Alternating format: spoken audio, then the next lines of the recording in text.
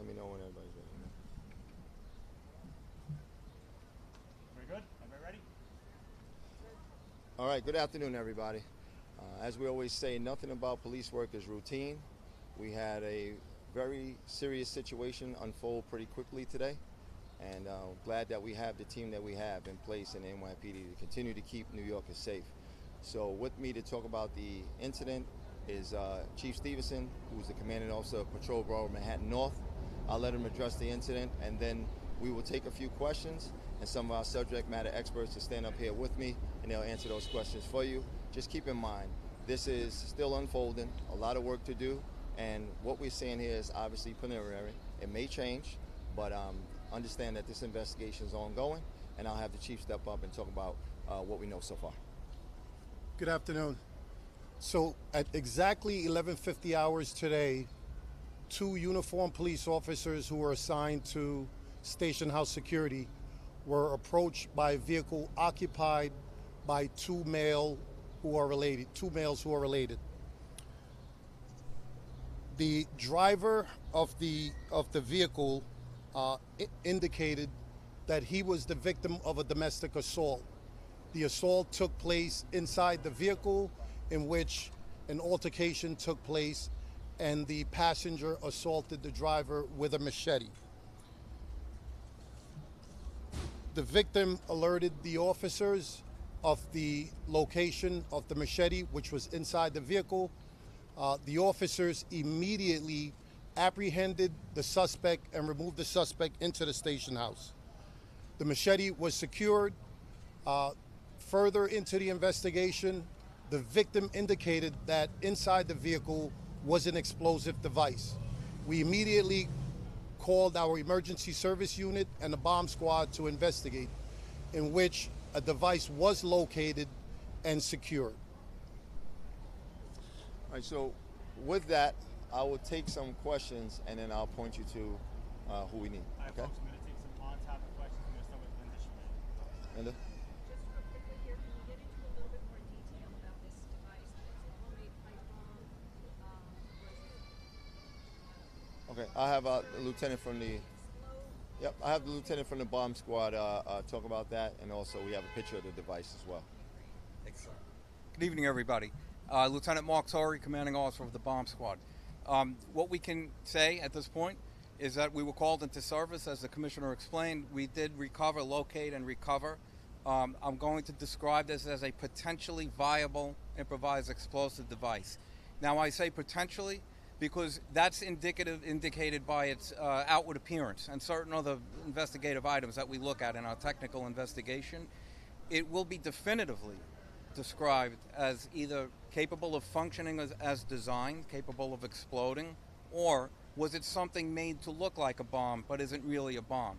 We're in the process of continuing that examination as we speak, and in a matter of maybe a few hours, we'll have a definitive answer. Could this thing have functioned as designed? Right now, it's possible, but not definitive. And did they have any more of these devices? And what was this guy planning to do?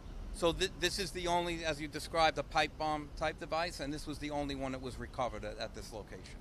Okay, we're going to move on to Mark Santia, WMDC. Okay, is there any way to know what kind of damage this potentially viable device could have? So I think that the only fair statement to make is that if it was fairly large, it's not small. If it functioned, it was able to function as designed. What we would say in my parlance is it was capable of causing death or serious physical injury to anyone in proximity and property damage. It's just impossible to determine the degree, but those facts, they do hold fast. Okay, we're going to move over to Dean Moses, AM New York. So this guy had a machete, explosive device. Can you talk about who these guys were? Do they have any history in this department? Prior arrests, anything of that nature? Yeah, I'll let the 25th squad commander talk about their arrest history and the actual assault. Hey, good afternoon. Both of them have between 10 to 20 arrests, minimal, and no recent arrests within 5 to 10 years. Can you talk about what those arrests were for in the past? They were minimal arrests, nothing that I would consider major. Can you talk about the assault itself, what that was over? Sure. The domestic assault consisted of Rennick, who was the driver, and the cousin of the victim, hitting Carrie Nichols on the back of the head with a machete, causing a bleeding bruise. Okay, we're going to move over to Doug Williams, WCBS. Do you know anything about the location that if this is a possible to be detonated device, was it meant to be detonated in any particular area? What's that? Investigation. At this time, it looks like it was basically a domestic dispute. The person who was in possession of the device had potential emotional issues. That's what it looks like to us at this time. And we don't have any reason to believe that he was headed anywhere specifically. And because of some other information we have, he seems to be rambling on about incoherent ideas and paranoias and things like that. So I don't think he was headed anywhere specifically, and it looks like it might have been something specifically between him and his cousin at this time, though the investigation's ongoing. Any other questions? We're going to go to Peter Gerber. Are you searching the residence of these people for potentially additional explosives? So as I said, this investigation is still ongoing. There's a lot of work that needs to be done, as the squad commander said earlier. I'm sure they got some more interviews to do. They're gonna go over to a residence, take a look there, and they'll just keep going at where the evidence takes them. So there's more work to be done on this. Any other questions? Any other questions? Okay, Did the device Mr. Barry. test clinically positive for any kind of explosive compound?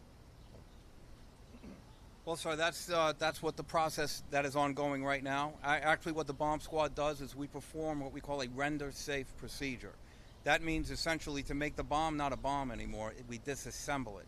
Once it's disassembled, we can see exactly what it consists of, what its contents are or are not, and from that that's when we can give an expert opinion of would this have been able to explode, function as designed.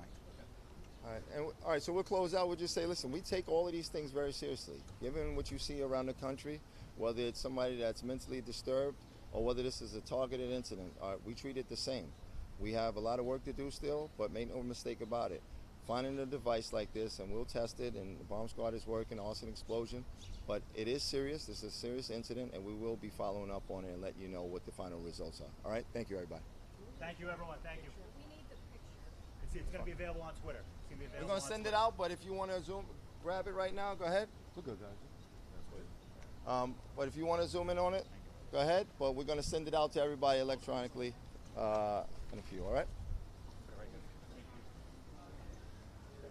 It's going to go out in about 2 minutes, all right? So you're going to get the clean cut of it.